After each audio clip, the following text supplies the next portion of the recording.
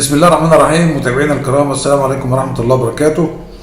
لقاء جديد من قناة موسوعة تراخيص المرور، بنهتم فيه بالرد على أسئلة واستفسارات حضراتكم اللي وردت للقناة في خلال الأسبوع. لو المحتوى يهمك، لو ليك سؤال في تراخيص المرور، تابعنا للنهاية وأكيد هتستفيد. دلوقتي أنا معايا رخصة درجة تانية، عاوز أطلع معاها رخصة خاصة وأحتفظ بالاتنين، فينفع ولا لأ؟ فبنقول بالنسبة للمادة 34 من قانون المرور، دي اتكلمت عن رخص القيادة في مصر، رخصة القيادة الخاصة ورخص القيادة المهنية، الدرجة الثالثة، الدرجة الثانية، الدرجة الأولى، وقالت إنه لا يجوز الجمع بين الرخصة المهنية والرخصة الخاصة في نفس الوقت. يبقى حضرتك هتختار يا الرخصة الخاصة أو الرخصة المهنية.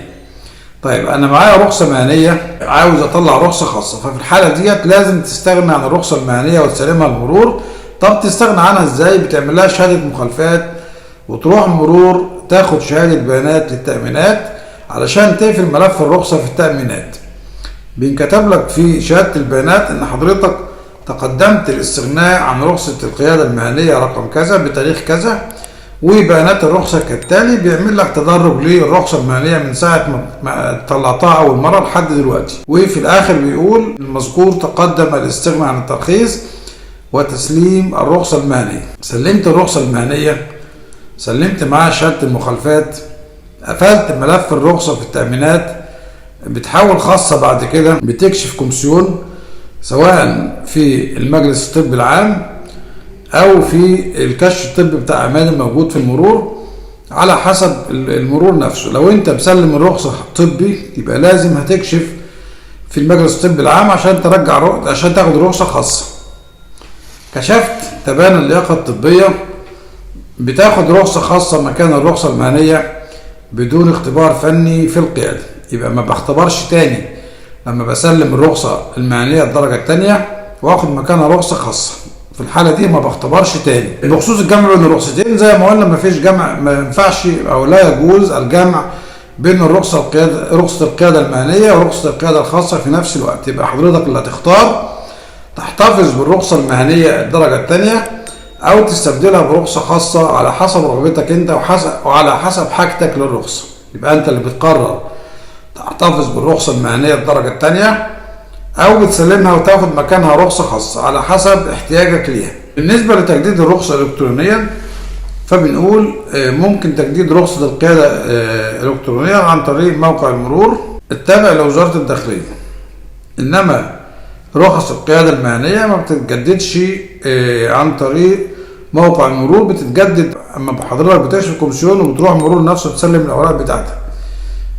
والصح ان انا اجدد رخصة القيادة سواء خاصة او مهنية عن طريق ادارة المرور نفسها. ليه؟ عشان المشاكل اللي بتحصل اما بدفع الرسم بيتعلق، بضطر ادفع الرسم تاني ويعمل لي مشكلة مع ادارة النظم على ما المشكلة تتحل. فأنا بفضل إن حضرتك تتقدم المرور وتجدد رخصة القيادة بتاعتك مباشرة عن طريق وحدة المرور التابعة لها محل إقامتك. ما بحبش دلوقتي المواقع الإلكترونية لأن المشاكل بتاعتها كتير، وخصوصا في سداد الضرائب والرسوم. في حد بيسأل رخصة القيادة عليها مخالفة، السير بدون رخصة،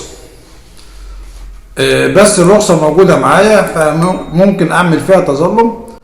حضرتك ممكن تعمل تظلم في المخالفات لو المخالفات دي تجاوزت ال1000 جنيه. انت مكتوب لك السير بدون رخصة قيادة، رخصة القيادة كانت معاك. طبعا رخصة القيادة وقت الضبط او وقت الواقع ما كانتش موجودة معاك، وبالتالي ضابط الواقع او اللجنة اللي صاحبت الرخصة كتبت لك سير بدون رخصة قيادة. اذا انت وقت المخالفة ما كانش معاك رخصة قيادة.